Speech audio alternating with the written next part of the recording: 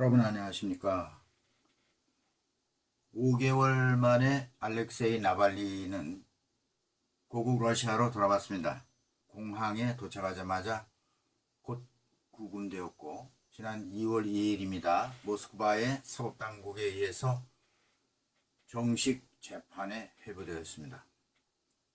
나발리는 손이 묶인 채 법원으로 들어섰습니다. 재판을 보기 위해서 부인 율리아를 비롯해서 그를 지지하는 사람들이 다수 방청에 참여했습니다. 법원은 나발리에게 징역 2년 8개월을 평결에 의해서 선고했습니다. 이브로쇼라는 사건이 있습니다. 이브로쇼 사건에서 확정되었던 집행유예형의 임기를 정지하고 실형을 선고한 것입니다.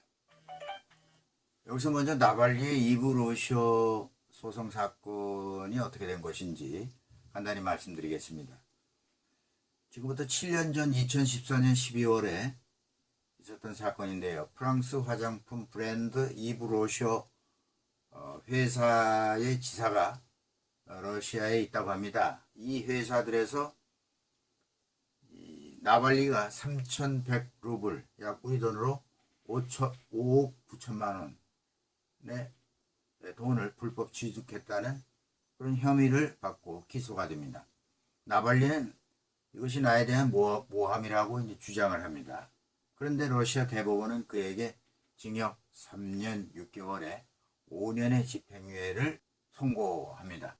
나발리는 프랑스 스트라스부르에 있는 유럽 인권재판소에 이 사건을 제소합니다.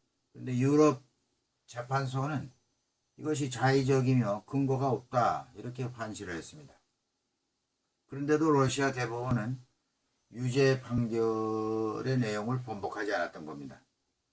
이날 러시아 교정당국 법원이죠. 즉 법원에서 나발리가 지난해 1월부터 8월 중순까지 최소한 6차례나 감독기관에 출두하라 그런 명령을 했는데 출두하지 않았다고. 즉 집행유예 기간에 부과되는 의무사항들을 이행하지 않았다. 또 그때마다 집행유예 판결이 실형으로 바뀔 수 있다. 이렇게 경고도 했다고 법원은 주장합니다. 나발리는 이날 법정에서 이 재판은 합법적이지 않다.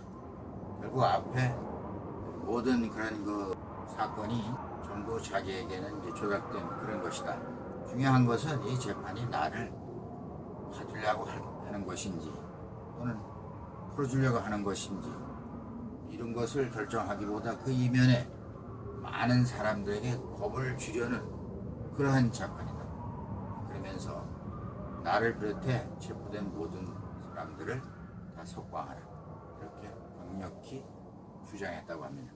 그런 죄목으로 3년 6개월 실형을 받은 겁니다. 판결이 끝나자 방청했던 사람은 물론 바깥에 이 소식이 알려지면서 격렬하게 나발리를 석방하라는 시위가 벌어지게 됩니다. 결국 푸틴은 반체제 정적 나발리를 감옥에 묶어 두자는 정치적인 그러한 속셈이 있었던 거죠. 우리가 짐작 다 할 수가 있습니다만 그런 속셈입니다. 나발리 측은 미국에 대해서 제재를 요구해달라고 요구를 했습니다.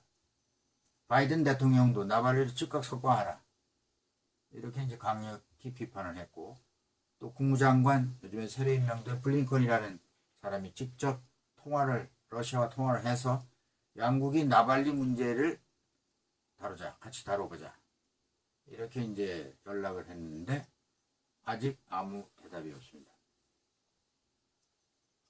미국 CNN 방송도 나발리 징역형에 대해서 강력히 비난하면서 러시아는 앞으로 더 어려운 상황에 빠져들었다 이렇게 말했습니다. 이날 유엔 본부 앞에서도 나발리 석방 시위가 벌어졌습니다. 그곳에 교민들이 많이 러시아 출신입니다.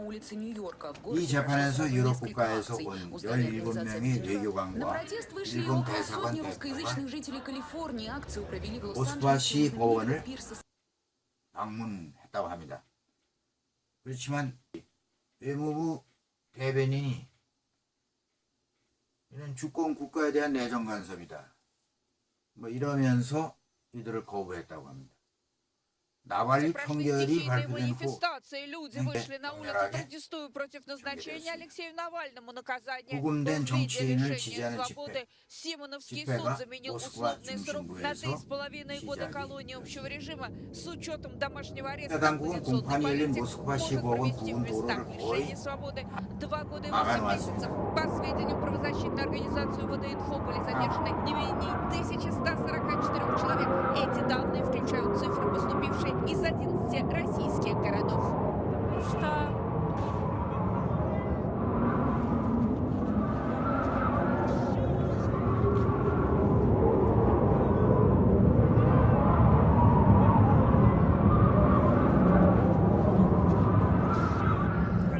Спасибо большое. Это был Василий Полонский. 예, 보안군 가혹하게 구금을 했습니다. 오몬과 보안군 푸시킨 광장을 비롯해서 모스크바 모든 광장 통로를 다 차단하고 시위자들을 마구잡이식으로 체포했습니다. 경찰은 전기 충격기가 장치된 곤봉으로 무차별 폭행을 가하며 평화 시위자들을 마치 짐승 다루듯이 구금해서 호송차에 밀어넣었습니다. 그러나 대부분의 시위자들은 저항에 굴하지 않는 모습이었습니다. 차츰 시위대가 폭력화할 가능성도 예고하는 듯 보였습니다. 트위터에는 많은 사람들이 모스크바 당국에 불법적으로 체포한 구금자들의 사정을 고발하는 그런 내용이 많이 보였습니다.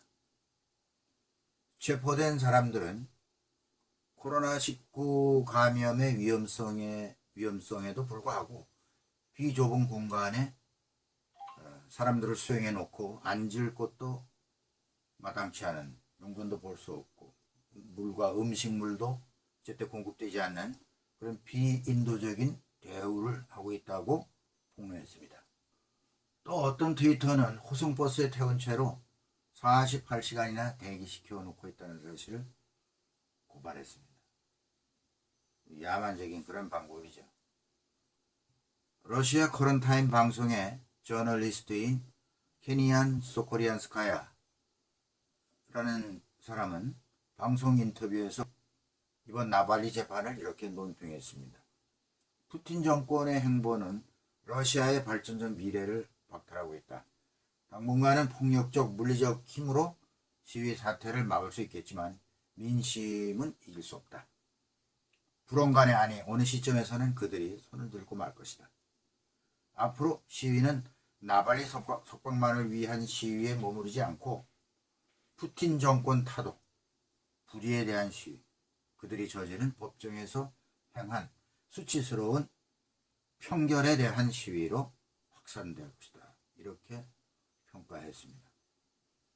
세대가 또 21세기에도 이런 일이 벌어지고 있습니다. 우리 부모 세대가 겪었던 압제의 시대를 우리가 다시 겪어야 합니까? 푸틴 정권은 나발리뿐만 아니라 우리와 전 러시아를 이번 재판으로 굴복시켰습니다. 푸틴 정권은 전 사회에 전쟁을 선포했습니다. 전 러시아 시민에게 전쟁을 선포했습니다. 형제들끼리의 전쟁입니다. 푸틴 정권은 더 이상 어떤 계획의 능력도 없습니다. 그렇다고 서방 세계가 우리를 위해 해줄 것은 아무것도 없습니다.